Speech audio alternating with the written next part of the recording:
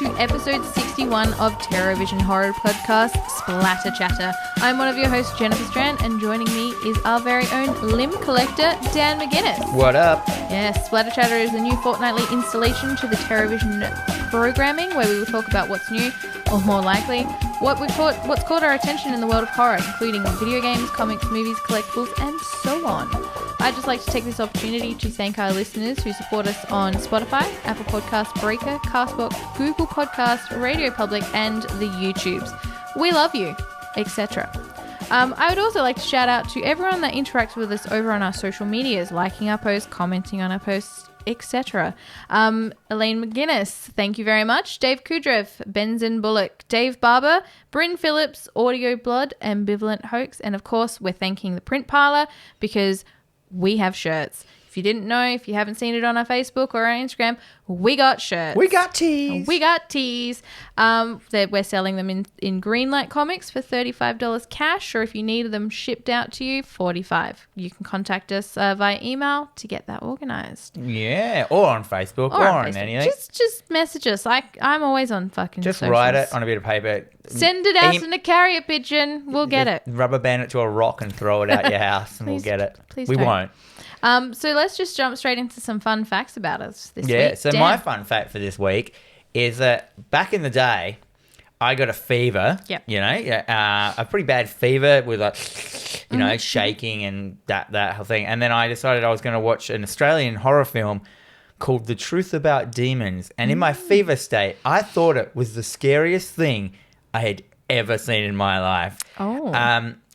I went back to it. It is not the scariest thing I've ever seen in my life. It has Carl Urban in it. Oh, remember Carl? Carl. You don't even have to remember him. He's still around. Judge Dredd. He's Butcher out of The Boys. Oh, that's right. He's in The Boys. He's in the Star Trek films. I'm sure he is. As the new ones. one. And so on. He's in Ghost Ship. Oh. And Lord of the Rings. He is. He's Carl Urban. Anyway. In America, though, it took me a while because I wanted to look this film up and see how scary it was. It took me a while to find it because it's actually, in America, it's called The Irrefutable Truth About Demons. Oh. In Australia, it's just called, and it's all Aussie. Yeah. And it is like the most fucking 90s ghetto, half-assed, taken off the Matrix. All the demons are leather-wearing, club dudes, 90s club guys with piercings. And the soundtrack is this, basic fucking 90s beat. And it's just oh, man. But all their accents, whenever they talk, is what you doing, mate? And I'm like, oh, man, I'm totally... Next time, we're watching this for the next time, I get to choose a movie for the spoiler cast. Yeah, that's exciting. Oh, yes, please. So, yeah, fever dreams. Mm-hmm. Fever watching. Yep. Not recommended. Fever anything. I once thought I saw the Easter Bunny when I had a fever. I was real sick with a fever, and I could have sworn I saw the Easter Bunny. I've got another... once when I had another fever, a real bad one, this is when I was quite a young kid. I was watching Indiana Jones. It was on TV, and The Last Crusade. And then I went to bed, and I fever dreamed plus awake dreamed. Yeah. I thought I was in the sidecar. I called my mum in. I thought I was in the sidecar with Indiana. You know how they're in the motorbike? Yeah. And I had to pick up fuel so I could keep going. And that was... but I was just so dehydrated and thirsty. I thought me drinking water was me picking up fuel. Oh. I was real bad. Wow. And and I was saying it. I need the fuel to keep the motorbike going. And jeez, did your mum take you to the hospital after that? Probably not. Yeah. What's your fun fact? So my fun fact is not as cool or interesting as yours. I'm in the process of procuring some land. Oh, land. Do you have to fight a lord? I beat a lord at a game of point stick? Yeah, pretty much. I've been fashioning some armor. I've been, doing some iron work. And, I'm ready to go. I've got much gold. And I'm going to take on a lord and I'm going to procure some land. So you're buying some land a fucking adult. Yep, I know. Being an adult, I'm buying some land and I'm building a house. Buying a land and then building a house is much more adult than just me who just buys a land with a house on it. Because I gotta say, it's gonna be a journey. I didn't want to. I didn't want to build a house. Let me be very clear, because I'm not that much of an adult. I want to just buy a house. But given the current Housing situation, fucked. There's lots to build, not a lot to buy. So we're building. Yeah, I know. It's exciting. Woo, that is exciting. Congratulations. I love that. Thank you. Gonna have another terrabode. Yes. Terrorabode. Because right now I live in like a little storage room. It's crazy. It's fun. With Harry Potter. With Harry Potter and Dobby and all the other fucking miscreants. Dobby. Yeah. Give me a fucking sock, cunt. Anyway, let's move into our first little topic of the day. So now each week, Dan and I are going to pull a topic from the horror hat and we're going to have a little bit of a discussion. Now, there are no right or wrong answers here, guys. This is just an opportunity for us to chat more about what we as horror fans like or dislike. And of course, this week's fun little topic is favourite Cronenberg film. Can we get them from now on from like the TerrorVision Ouija board decides it? Oh. Which is going to tie into some merch that we're doing? Yes. Fuck yes. Anyway, I love that. So yeah, we're going to talk about some Cronenberg films. So obviously David Cronenberg, let's give a little bit. Born in 1943. He's fucking old. He is now, yeah. David Cronenberg is a Canadian screenwriter, actor and director, best known for his psychologically visceral body horror transformation films. Why would he stop making them? I don't know. So when he's best known for it, let's just make normal films from now on. Well, that's right. So he has had an extensive career. And, of course, the films that we're going to focus on are basically from his earlier works. They are more obviously horror, sci-fi related. Now, once we hit the mid-90s, his films go in a completely different direction. And we just forget them. And even now, like when I was looking through last night, I was like, oh, shit, Cronenberg did that. So Eastern Promises, History of Violence, some film with Robert Pattinson. I don't know. Did he do the Lighthouse? Robert Pattinson was in that. Yeah, I know. Cronenberg didn't do that. That would have been cool. He's done 47 films. Yeah. And he's acted in 37 films in his life. I know they're not in his films. No. Because he was in, like, you know, we've mentioned before, the older Nightbreed. He Yep. plays Dr. Decker, my favourite character in Nightbreed. Yes. He's the crazy Mr. Zip Eyes. Yeah. And Mouth. Mr. Zip Mouth, Button Eye. Button Eye, that's it. Button Eyes and Zip Mouth. He had a name in it. His face was called. Can't remember what it's called. Zipperhead or something like that. I don't remember. And yeah, he does a lot of acting. But we're not going to talk about the acting. No. We know he's got big hair. Does he have big hair? He does have big hair. David Lynch has bigger. Lynch as well, yeah. Lynch has bigger. I get them confused all the time. Same. Yep. Same. I think Lynch is a little bit more flamboyant. He takes himself a little less seriously than Cronenberg, but that's neither here nor there. So the films that we're gonna have a quick chat about now. Let's just ring them off randomly. All Just right. have a little chat and then we'll decide.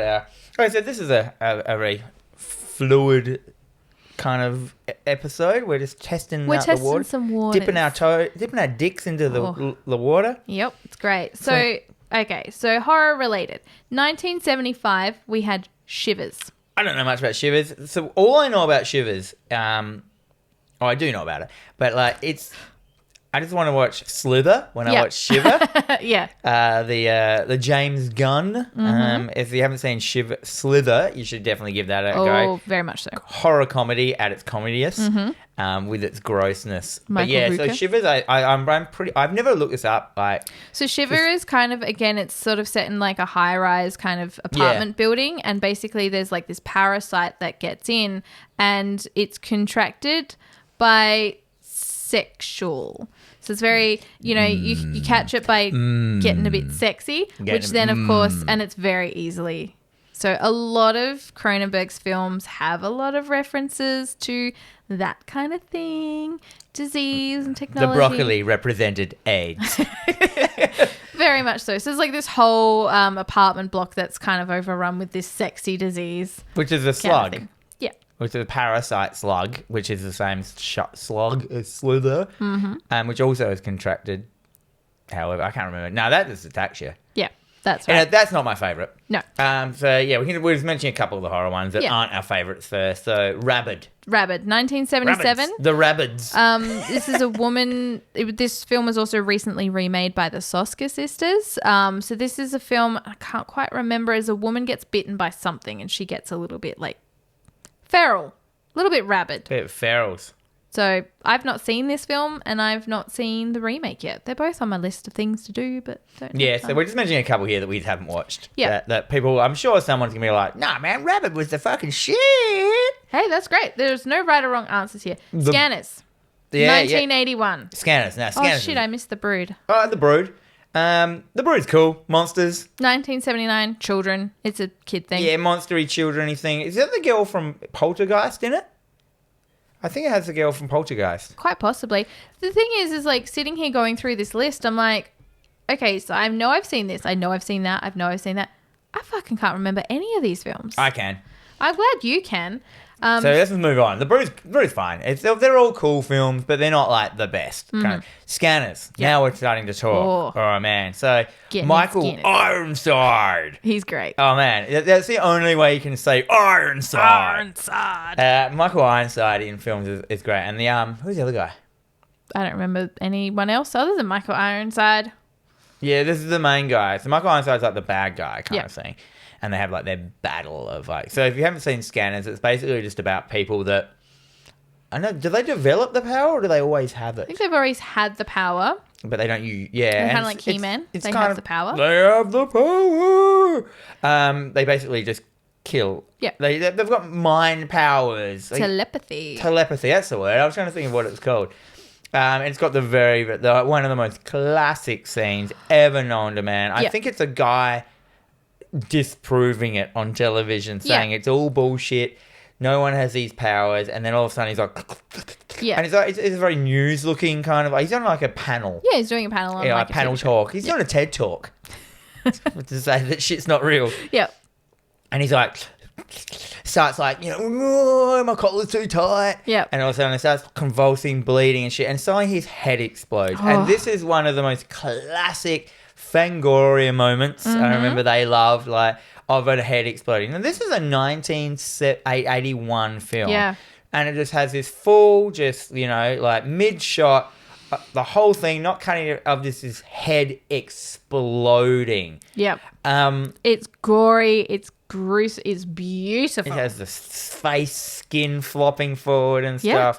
And I remember this was on everything when it came out. This was like every horror mag. Still on some of the top lists for like greatest movie deaths ever. This is always makes its way onto the list. So we're talking like 81. So we're well over 40 years. Still making its way onto some top 10 lists for glorious scenes in horror films. Yeah, the problem with Scanners, though, is it does have a lot of theory in it as well. There's a lot of chatting. That's Cronenberg, It does have a very good payoff ending, though. Like that. So Michael Ironside, the bad guy with the scanners, I just call it the scanners power. Yeah. Fights off with the good guy that has the scanners power, and they basically just have a think off. Yeah. They just look at each other and fucking. It's kind of like in Futurama where he takes on the brains. Yeah. I'm a gigantic brain. But what's cool is he does this really cool effect where their veins start to pop up. And pulsate in their arms and their heads and shit when they're starting to lose power, and the veins start bleeding, blood's pissing out, and it turns into this fucking blood vein off. Mm-hmm. But this is the thing about Cronenberg as well, is like all of his films are very very body horror. There's a lot of special effects going on there and a lot of weird fucking shit as well. So he does such an amazing job doing that, and even watching the scene where the veins all start to pop up, you're like, how did you do that? Yeah, it looks good. They did it in Demons as well. They did really good. Yeah, they did that. I like in Rick and Morty when they go to a dimension and they fuck it up and make everyone's mutants, and Rick is like, we Cronenberg this universe, we have to go. They Cronenberged it. And they're all turning into Tetsuo at the end of of Akira. Akira. Yeah. That's basically a Cronenberg moment, when the transformation of Tetsuo's power. Yep. Yeah, so I'd say that that Scanners is probably high on the list of some of his. They're having their battle off, and then you think Michael Ironside wins because the main guy dies, and then at the end, he kind of looks at the girl, Michael Ironside, and he goes, "We won," and it's the voice of the other guy. So instead of exploding the guy's head, his powers he took over the mind of Michael Ironside. But they just dubbed his voice over Michael Ironside talking. So there's this really disbodied voice going, "We won." And there's like, cut to credits. She's still not going to want to bone you. Yeah. Like, that's just weird. Okay, so of course we've got Videodrome, 1983. So going chronologically. Dan, is this your favourite Cronenberg film? It might be. Might we'll be. have to decide that at the end. Videodrome. Oh my God. It's like, what is Videodrome? What is it to me? What is it to you? Because I know, and I watched this film recently. Did you like it?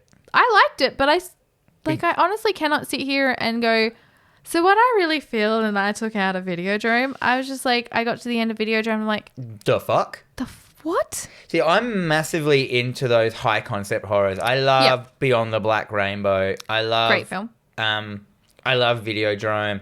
I love a bunch of other ones. I love even like stuff like the what's his fucking name? Loki's character. Tom Hiddleston. Tom Hiddleston's like movie that came out recently, like High Rise.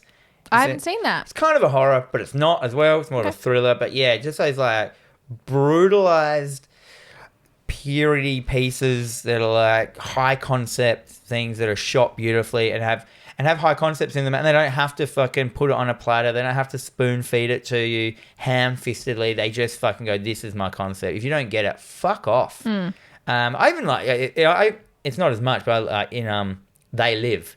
Yep. Is it They Live? Yeah, They Live has that kind of same vibe to me. It's like, here's our fucking concept. If you don't really get it, just fuck off. We don't care. We don't have to like. Well, I mean, that is pretty more ham-fistedly explained, and it does have a But I think that's the way ridiculous that horror... wrestler.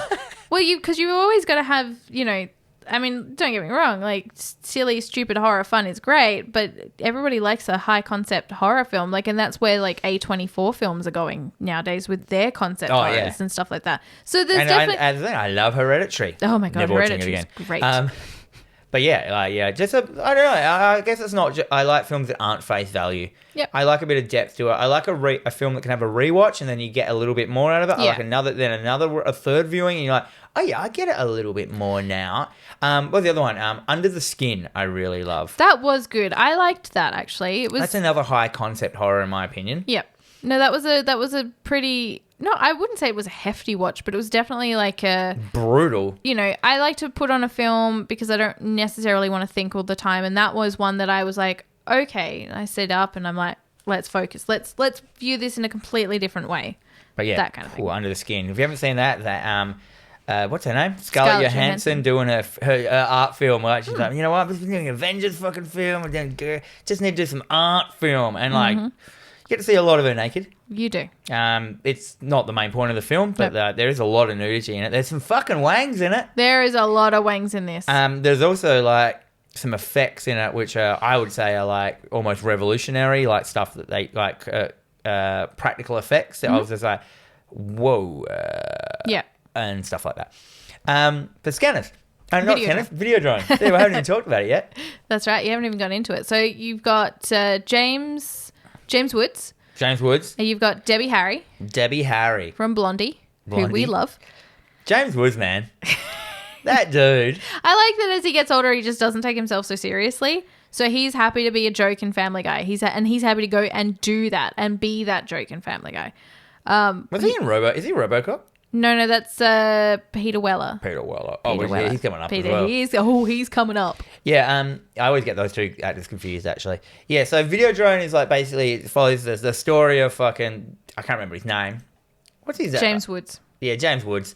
He is a guy who owns a small-time cable company, like cables in television, and the cable is such a foreign concept to Australians. Yes. We never really had it. And I was always intrigued by it. We've got community TV, but we don't have anything. Cable was just like all the channels. Yeah. But to me, it was like, as a kid, it was like a wonderland of like, oh my God, you can have more than 6 channels? Because we only had 6 channels when we were growing up. And in Sajuna, we had 2. Yeah. We had Channel 2 and Impaja Television. Yep. So, yeah. And so straight away, like the idea of hundreds of channels, you can think that there could be something hidden in those channels. Like just like a dodgy show that's like hard to get. It only comes on at, a certain time at night between a certain time, and if you have to tune into it, and it's this weird fucking show. Anyway, that's not what the film's about. But that's why my intrigue. I was like the word cable to me was always like a horror vibe. Like there could be this world existing within these hundreds of channels. Yeah, and I think the point is, like, as I think he does stumble across, like, there is programming for this thing that is being sent in, and it's like this anonymous show where people are being like tortured and murdered. It's called Videodrome. And it's like that is going to be the future of television. They get it, they find it. Like one of the guys finds it on like a signal that he like taps into. So it's like some weird Malaysian yeah, channel or something. I don't know. And the show is basically, it's just like a snuff film. Kinda. Well, that's the thing. Like, breaking down Videodrome is like breaking down life itself. Fuck. Yeah, it's kind of like an existential like torture show where people willingly go on there, and it goes. I'm not going to get into it. We have a whole podcast like talking about Videodrome. In the end, it turns out that like Videodrome is like, there are characters that only exist on VHS. Mm-hmm. They have recorded every answer to every question that anyone could answer them, and therefore they still kind of exist on a VHS form. Yep. There are the show itself. When you see Videodrome, the show, once you've watched it, it puts like a tumor into your head, and that fucks up with your perception of life.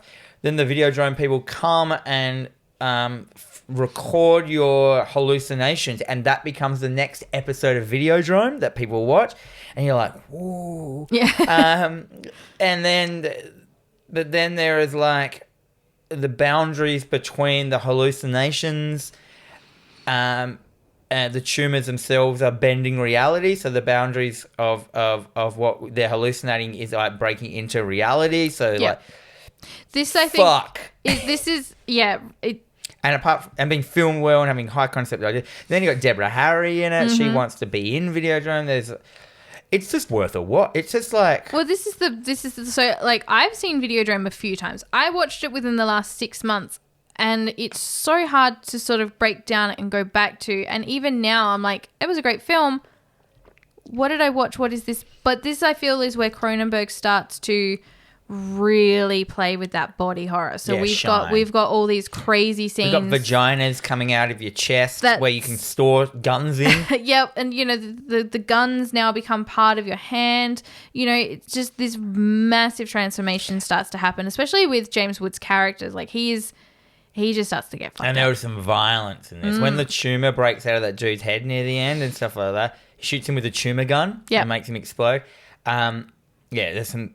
But also as well, it has that underlying thing of, when there's like, you're the only one who doesn't know what's going on, the main character, everyone's in on it apart from you. That scariness, like you're like, it's already too deep in it, and it's hopeless.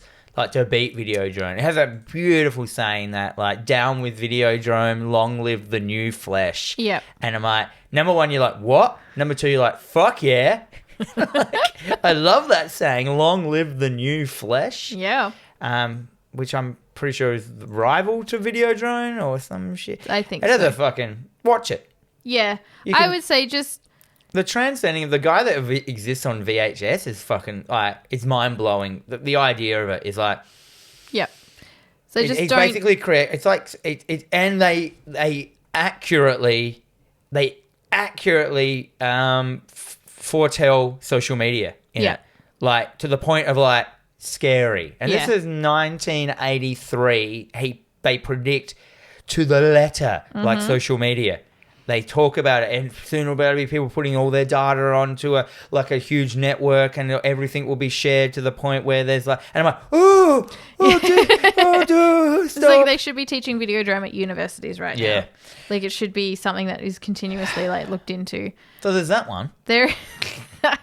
Yeah. So in the same year, so also in 1983, there is The Dead Zone. Busy boy. He was a busy boy. So in 1983, this is a Stephen King adaptation where a man played by Christopher Walken, he wakes up from a coma to discover that he has some kind of psychic abilities. Yeah, so he has a car crash. Yep.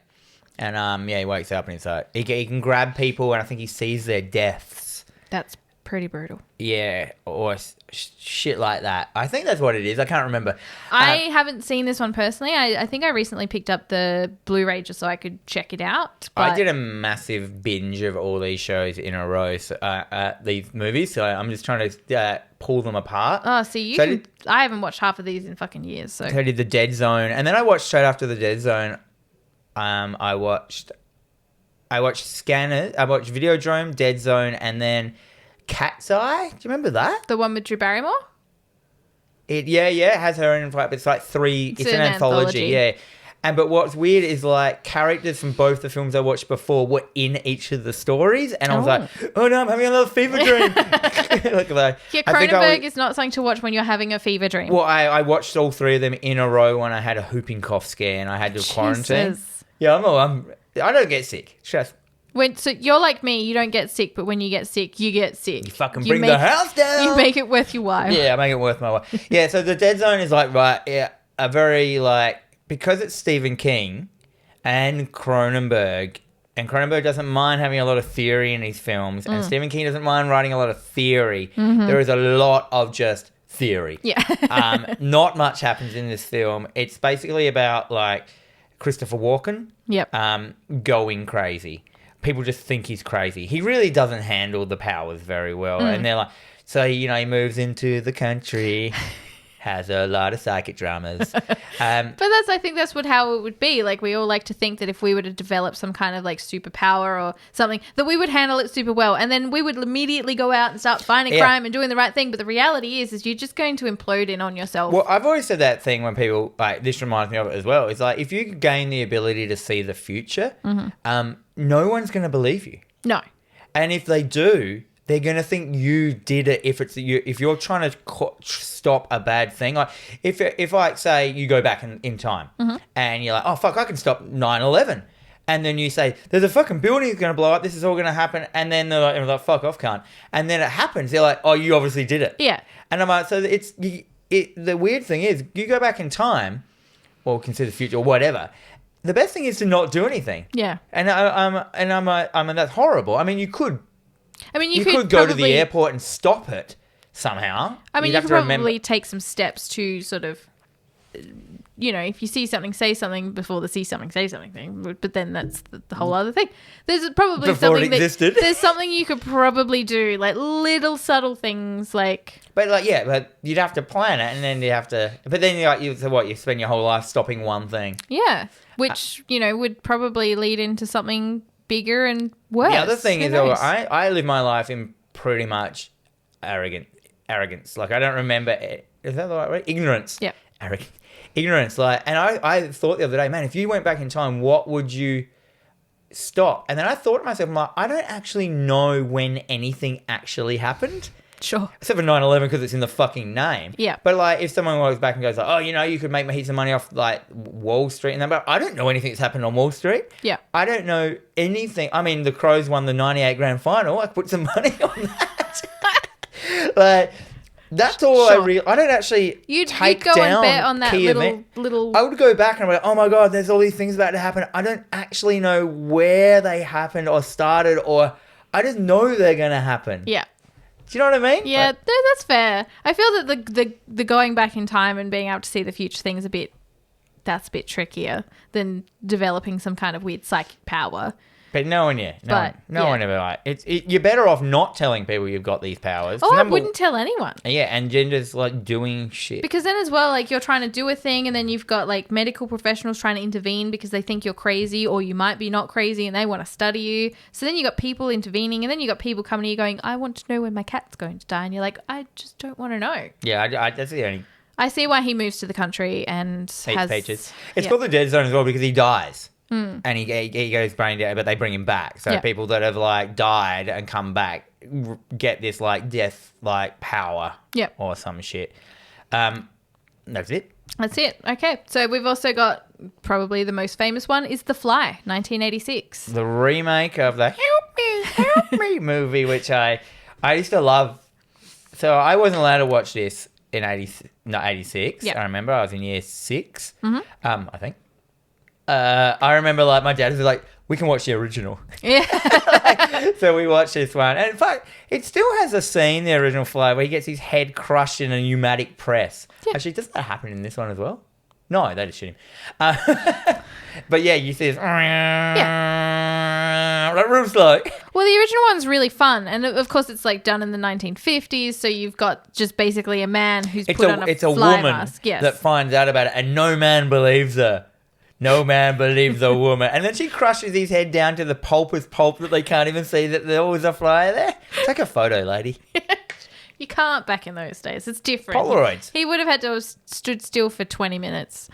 Oh, yeah, that was a long, long time ago. That was a long time. So, yeah, so the Fly obviously is probably one of his most famous. Obviously, and it's a remake. We watched it I want to say recently, but it was probably like last year sometime. Jeff Goldblum, Gina Davis. Goldblum. Yes. And he's just pinnacle Goldblum in this. He is like Goldblum is now. Goldblum is now. You know, he's like super eccentric, and he just plays that role. And I'm pretty sure that Cronenberg's just like, go. You know what I mean? Here's the character. Go. He's like, I don't want you to play a character. I want you to be you. Goldblum. You are now Seth Brundle. What's his name? Brundle. Seth? Seth Brundle. Seth Brundle, I thought, was way cooler name than he deserved. Yeah, it's a pretty sick name. Well, the first time I kind of really experienced the name Seth was in the comic The Authority, and it was a monster that came after them named Seth. And I was like, cool. I just know Seth Green. Oh, yeah, and that as well. That guy. Yeah, so The Fly.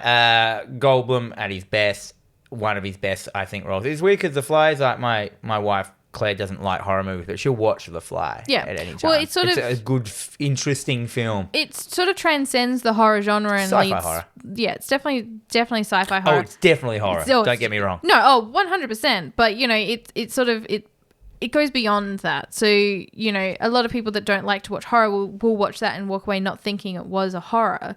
But, you know, you've got the effects and they just go full on with the transformation. It's a whole transformation film. So it's not just his bodily transformation, it's his mental state. It's everything about him that transforms, and he just loses the people around him. They don't know how to handle it. They don't know what the fuck is going on. It's a great Remember film. the dog monkey deleted scene? Oh, that dog monkey. When he merges them on purpose? No. Yeah, that didn't. And he just beats it to death as soon as it comes out. And, and everyone's like, yeah, maybe take that scene out. Don't do that scene. You can see that on YouTube if you want to watch that scene. I wouldn't recommend it. Yeah, because it doesn't actually look that good either. Like, the effects are real bad. You could do something else with your life, like hug a child. Yeah, cut your face with a razor blade. Something better. Yeah, but then so we get this, this full fucking transformation, and then like Cronenberg is coming out of the woodwork, just going, "You want fucking transformations, cunt? I'll show you a transformation." We're not going to change my beer. We're not going to change his head and his hand. We're going to change him. Everything. He loses his teeth. He loses his penis. He puts it in a cupboard. Yeah, he keeps it all in a cupboard. Oddly enough, he's sitting there and he's throwing up on his food. His hands are sticky. It starts out. There's a real good bad guy in it, but he's not really a bad guy. He's the bad guy that has redemption. Well, he has redemption, but he also he is a bit of a. He's like a problematic boss. Yeah, he is. And so he likes the main character lady, and kind of uses his his privilege around her to basically want to sleep with her. Yeah, he's really like problematic. Yeah, and it's really hard because you get to the end and he is obviously. There's a story arc. It's so strange. But yeah, it has another one of the best head explodings. Mm-hmm. Oh, Cronenberg, he's all about the head explode. Cronenberg likes a head explode. So, after watching Scanners, I made a skate video back in the day, and we did an exploding head in it. Have you seen it? No. Oh yeah, I've seen a couple of your things, but you've not seen the exploding head. No, it's like a dude skateboarding, he falls off his trick, and then has he gets up and his head explodes. Yes, I want to see that. And it's just clearly a pumpkin with a firework in it, full of blood, with a wig on. There's no eyes or anything on it. it's a quick cut. You got to start somewhere. It's fine. You do. You know, I started somewhere and then never got past that somewhere. That's absolutely fine. So then we'll move into Dead Ringers from 1988. Now, this is a film where Jeremy Irons plays. He is cardboard. Do you think there's anything at the bottom? It's not just more cardboard. He's a really boring guy. I only know Jeremy Irons about my first kind of really noticing him was in like Die Hard with a Vengeance. Sure. The first film I remember him in was the remake of Lolita. Oh, yeah, I know. Yeah. I only watched that recently for the first time. And no, I haven't seen Lolita. I'm thinking of, what's the one with the professional? Leon, the professional. Oh, okay, yeah, with Natalie Portman. Yeah. Sure. So he basically plays twins. They're both gynecologists and they both like have this thing. I've not seen this one. So what it is, are you ready? Oh, I'm ready. They play twins. Yeah. One of them is very cocksure. The other one is very meek. The cocksure one is a ladies' man. Uh-huh. So he gets his ladies very easily. And when he's sick of them, he palms them onto the twin brother with them not knowing. Oh. So instead of having to break up with them, his twin brother who can't get ladies gets his brother's seconds and they don't even know that they've been palmed over to... It's a cool idea. But the whole attitude would change, wouldn't like his persona would change. Well, eventually he fucks up all the relationship because like he's shit at it. But then... They meet an actress lady. Mm-hmm. She's an actress. So she's like, you know, the cream of the ladies. But the brother, the meek one, falls in love with her before, like, you know, it's not it's not in the deal. Sure. And that's kind of it. There's some other shit. Okay. Like, it's not... Dead Ringers. I think visually this one's an interesting one. Yeah. Just from what I've seen, but there's no real true Jeremy. Is that his name, Jeremy? Jeremy Irons. Irons. There's not two of him, so it's all that shit. It's all the camera fuckery, trickery. Yeah. You know, of like, I mean, you could have just. I mean, there are a bunch of real like doubles in it. They are not. They're not gynecologists. They're geneticists. Oh, okay. Why did I think they were gynecologists? I don't know. Because you got cunts on the mind. Quite possibly. That's fair. So that's a movie that exists. Yeah, and the last one that we want to talk about is one of my faves, Naked Lunch, which I've watched again just recently. So 1991 stars Peter Weller, who plays RoboCop. Peter Weller. Stop, or there will be trouble. Do you know there's a RoboCop game coming out? Yes, I do. A new RoboCop game. That's great. I'm like, hell yeah. I want to get Peter Weller to do the voice. I really hope he does do the voice. Because they're not made like, you know, RoboCop is basically a horror film. Yeah. It's up there. Not really. It's sci-fi gore. But it's gore. It's 80s gore. Yeah, it's like the gore as well. So like, it's that like, dude gets we're run okay. over at the end with nuclear waste poured on him and he splats over the fucking, like, there's so many. When Peter Weller's character at the start gets shot to death, it's like a fucking, they're laying shotgun shells into like a gore-filled mannequin. It's wicked. Yeah, it's glorious. But yes, The Naked Lunch, 1991. Look, this probably technically isn't a horror film. Yeah, it is. It's but horror. For me, it's well under that umbrella because what the fuck? This film... It's horror. It's like horror to a lot of people, especially all the like the gay kind of alluding. Oh, there it is. Like all the like gay scenes in it. That would horrify a lot of people. It would. So this and how he represents it as well is horrific. This is a film adaptation from William S. Burroughs, I believe, and was considered to be an unfilmable film. Until fucking and Cronenberg. Once again, Cronenberg's like, hold my beer. Hold my beer. I got this. Bang. Now, this is, because we know, I mean, no one knows, but Cronenberg is obsessed with bugs and has been since a very small boy. So we can see that throughout his film, and part of the reason why he probably uses insects a lot in his films, parasites, The Fly, this, where a lot of them, so they're addicted to bug powder. Bug powder. And of course, you can't say that. You have to start a bit further back. It's set in like the 1960s. Yep. Peter Weller plays a what are they called? He's a writer. No, he's a private detective? He's a guy that kills bugs. What are they called? What are they called? Fumigator. What are the people that come to your house and get rid of bugs? Bug killer. Exterminator. Exterminator. Thank you. Oh. Fuck. I could not remember It's time that for word. a coffee. Exterminator. He starts to he's like he's like a junkie. With his wife, and they start to shoot up the bug powder. Yep. Which gives them massive hallucinations and stuff. And from then on, the movie is just like, when is this reality? When is this a hallucination? It blends it together really well. Sometimes it's clearly an hallucination, but it goes deep into the mind of someone who's like clearly on a drug and how they could start to believe certain things. And and then you're like, is it happening? Is it not? I think. But what the film is, from my watchingness of it, is imagine you've got a person on a massive fucking drug binge or whatever. It's been on a fucking drug binge, and then they'll wake up after their drug binge and have a broken perception of what has happened, because most of it will be hallucinations. So he has made the film in the way of the perspective of the person having the hallucination, as if that is what happened. Yeah. So. And then every scene that happens is a representation. There's something in the scene that represents like what has happened earlier. So therefore, when he thinks back to what had happened, what is happening in the scene before affects his mind of him remembering what has happened. And that's what they're showing. They're showing how someone on a drug has perceived the situation and then created that as reality.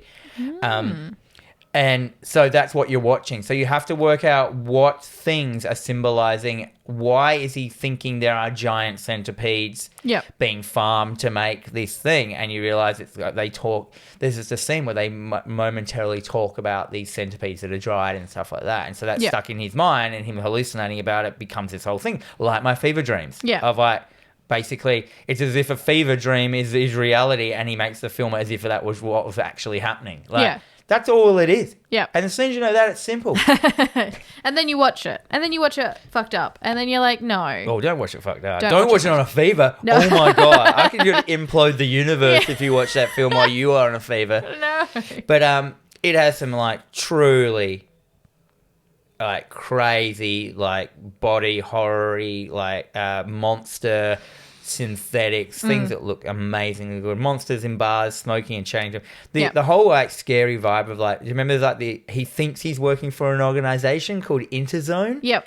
And he has to make reports all the time. He'll have to do my report, and like it just ties in. Yeah, the typewriters tie into stuff. Oh, the typewriters, like, because it was like a cockroach. Yeah, it's like a bug, and the bug talks to him, and he works for Interzone. There's sex scenes are fucking horrific in this thing, because it's like, it starts to go body horror-y, weird.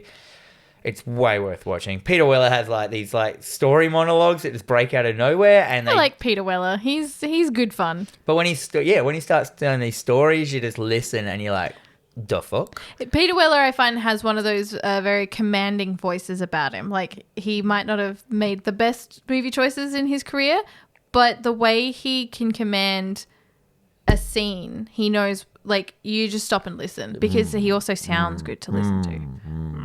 Yeah. And once again, it's a very high concept thing. It's like, first watch, second watch, third watch, fourth watch, fifth watch, still getting stuff out of it. Yep.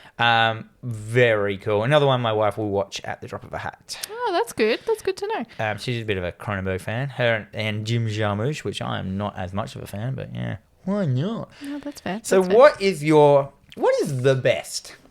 Well, look, as I've said several times already, Fly. It's been such a long time since I've watched half of these films that I just got to stick with The Fly, because that one I know that I've watched recently. Stick with The Fly? Yeah. Like Brundle like, fly on the wall? I'm on the roof. Yeah, like that one for me, the storytelling is fantastic. The way that everything, the psychology, the portrayals of everything, the transformations, just everything about this film is really good for me. It ticks all my boxes, gets my blood flowing.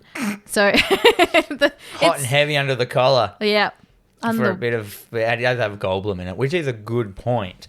Unfortunately, I still have to stand by Videodrome as my favourite. It fair. Affected me in a way, like from a filmmaking perspective. It just had that weird vibe to it that I just can't look down. I second, then I like Naked Lunch, and then third is The Fly for me. That's fair. That's fair. I mean, like in Lunch on the Fly, they can, depending on how I feel, they'll swap around. They can share. But my Videodrone is my favorite. The style of it just oozes. Yep.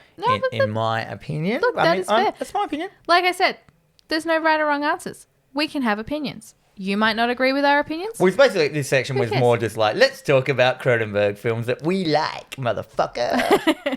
Pretty much. And that is the end of that. That's exactly right. So that was our little horror topic for the week. And we got some more tidbits for you. We do. We tidbit the end of it. Oh, I love a tidbit. So this week we've had a lot of different cool merchandise pop up recently. And one of them is... Oh, holy crap. Like, you saw this. We talked about this. So Sideshow Collectibles, who, if you don't know who Sideshow are, they are very prominent for making fucking high-end statues and high-end what they call hot toy collectibles. So they are generally like 1:6 scale figures that move. They've got cloth. They are perfect replicas of that character. They're making McFarlane look like doesn't know what he's doing. They shit all over McFarlane. So... Sideshow have decided to come out with a Pumpkinhead statue. Now, there are going to be 2 versions. This is a 1:4 scale statue. Think about... Pumpkinhead is the size of a fucking... he's like a 2-story house. Yep. No, he's not that big. He's probably a good 10 foot high. Yeah, he's big. And this is a 1:4. Yeah. So... It's quite large. Now, this looks... amazing. So there are 2 versions. There is an exclusive and the exclusive is terrible. Yeah. So the exclusive, they've gone with the sort of more human face version, which they use Stan Winston's face for Lance Pumpkinhead. It's meant to be Lance Hendrickson, but he wasn't on set, so it's technically Stan Winston. Yeah, right. I always thought it looked like Lance Hendrickson. Yeah, it was very clever. It's weird, isn't it? So this is more of his face, but of course the original version... Because Pumpkinhead slowly kind of turns into you after you call him. Insane. Like, this has detail out the wazoo. And it stands at... Where is it? It's like... we're at height. It stands at 27 inches, which is 68 centimetres. So it's a metre? Yeah. No, not a metre. 68 is like... 2 high school rulers and a bit. Yeah. So it's like motherfucking big. It'd be the biggest thing in your collection. Like it's in those like the big things. Yeah, it's not quite as big as a bust, but it's still pretty big. So he's also standing on like a hill. There's like a little pumpkin body in the ground, which doesn't make sense because that's him. Yeah, a little bit. And then there's like some little... There's the pump. He's basically in the pumpkin patch. This looks fucking insane. Now, the price tag for this delightful little thing... It's fucking insane. So it's $1,250 US, which equals about $1,685 US dollars. Now, being that this is Sideshow, I would have thought that this would have been something that was readily available to... all merchandisers and retailers in Australia. However, it looks like it will only be sold by Pop Culture in Australia.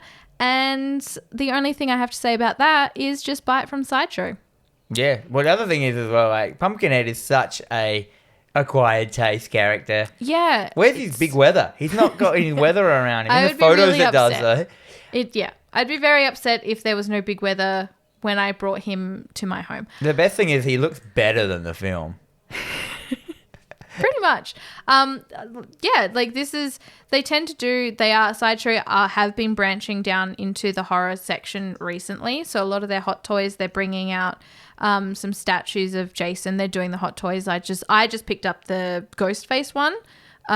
There's a Michael, there's a Jason, there's various different characters. They will set you back. They're not cheap. They are more for your high-end collecting. They're not a McFarlane $40 fucking toy that you're not going to just pick up. So yeah, they're a cabinet toy. They're a lit-up glass cabinet toy. So you take it out of the box, you put it on the shelf, and you do not touch it ever again. Until, Yeah. That's fair enough. You know, there's a whole bunch of them as well. There's like Michael Myers. Who's The Undertaker? Is that a wrestler? Yeah, they're doing weird wrestling stuff. Yeah. They've just started doing Hammer Horror, so there's a lot of like Peter Cushing statues, Dracula, that kind of thing. This is really cool. Secondly, I need to talk about this because 5 people have tagged me in this now, Dan. I know. There is a Halloween pinball. This looks fucking sick. Yeah, this does look cool. So I don't like pinball that much. I like pinball. If you sat down and said that here's a pinball machine or you can play Xbox, I'd probably play the pinball machine for a bit. Yeah. I'm not obsessive with it, but I enjoy pinball. So this fucking machine has custom speech, including some of the original cast members, PJ Souls being one of them. There is a new score inspired by the original theme by Matt Count D. Montgomery. Count D. Montgomery. And the custom art is where it's at. Like this whole thing, the artwork is designed by Jason Edmiston, who, if you are unaware of his work, I 100% recommend checking out his Instagram. So it's just Jason Edmiston at art at Instagram, whatever the fuck I'm doing. This looks incredible. Yeah, this I'm not often into pinball machines, but this one is great because like the top half of it, as you know, you can go up onto like a second level, is a house that the ball goes into with like a stairway going down into the garage and all stuff like that. So you're in actual things. It also has hedges that just Michael just pops out from behind, like in the film. And I'm like, I love that. Yeah. It has like Judith Myers' grave on there that you can pong into and stuff. And I'm like, I like things that have those like things. And I think the room is what made me first. I was like, there's a little house you can go in and you can see it's like it looks like a little like a little like top down view of a house that the ball goes into and like different levels and stuff like that. It has all the things. Like the pop out little Michael hilarious that come out from behind a hedge.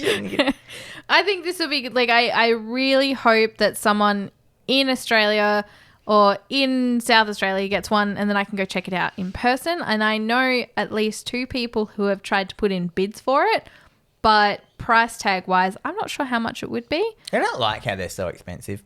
Well, that's a pinball fucking machine for you because then they've got to get out. They got to ship it from America to Australia and whatnot. That is true. Yeah. Oh, man. I wonder how much it is. How much are pinball machines? Anywhere between like 10 to 15,000 upwards. Yeah, you've been reading a comic. I have. Well, no, I haven't. I haven't been reading a comic, but I'm fucking excited. So coming up, just announced, this is super exciting. There is a 6-issue series from DC Horror. So this is the second title in the DC Horror imprint series. And it's called Soul Plumber. Soul Plumber. Soul Plumber. The premise, Edgar Wiggins, a disgraced former seminary student, is desperate to find a way to answer what he believes is his higher calling. He thinks he's found it in this hotel conference room by the Soul Plumbers, who have a machine that could be the secret to delivering souls from Satan. However, Edgar's too broke to buy in, but that's not enough to stop this true devotee. He steals the blueprints and builds a pirated version with what components he can basically afford on his gas station attendant salary. And then he goes after a demon, misses, and ends up pulling out something way worse. Than a demon? Oh. Now, this sounds like just your run-of-the-mill horror. However, for me, this is fucking exciting because it is written by Henry Zebrowski, Marcus Parks, and Ben Kissel. And if you don't know who those 3 people are... I do. You've got it written down in front of me. The last podcast on the left, guys. And I fucking love them. Why do you like them? Why do I like them? Yeah. Well... I don't.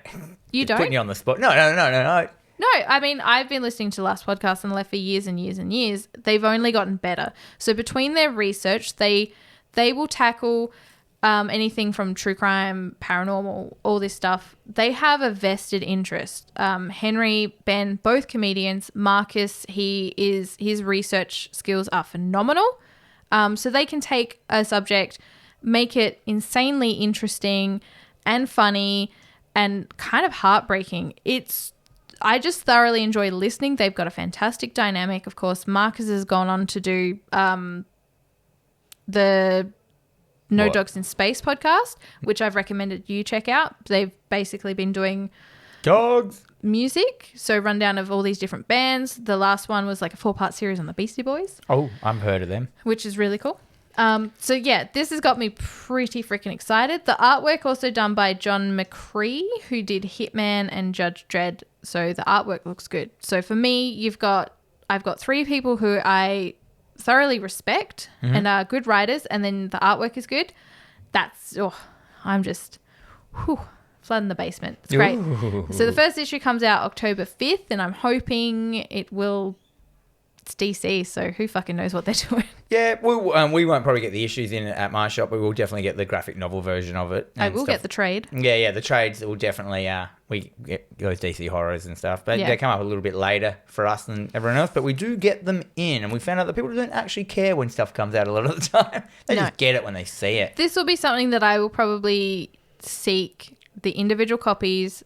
You want it all? The variant, and I'll get it from Ian. At Gammas. Yes, I will. I'll definitely check out Ian at Gammas. So Gammas. Oh, that's the end of this episode, I reckon. The end. You have been listening to TerrorVision Horror Podcast with Dan and Jennifer. That's me and her. And we're available on all major podcasting services and also on the YouTube. But no matter where you choose to consume us, please make sure to hit the like button, subscribe, leave a comment or a review, and share with all your friends and enemies. You can interact with us both on Facebook and Instagram, or at TerrorVision Pod, at TerrorVision Pod on the Instagrams and stuff like that. We'll keep you up to date. We'll put stuff up there, new episodes, trivia. Jen makes some graphics. We'll show you some stickers, show some T-shirts. Have me having a photo of me in a spa. Yep. Maybe. And we also have an email at TerrorVision Pod. No, what is it? It's TerrorVisionPod@gmail.com. TerrorVision Pod. I've never done the outro. I know. I just went in there. Now you have to sign off. Oh, you did. You went in deep. And until next week, may all your dreams be nightmares.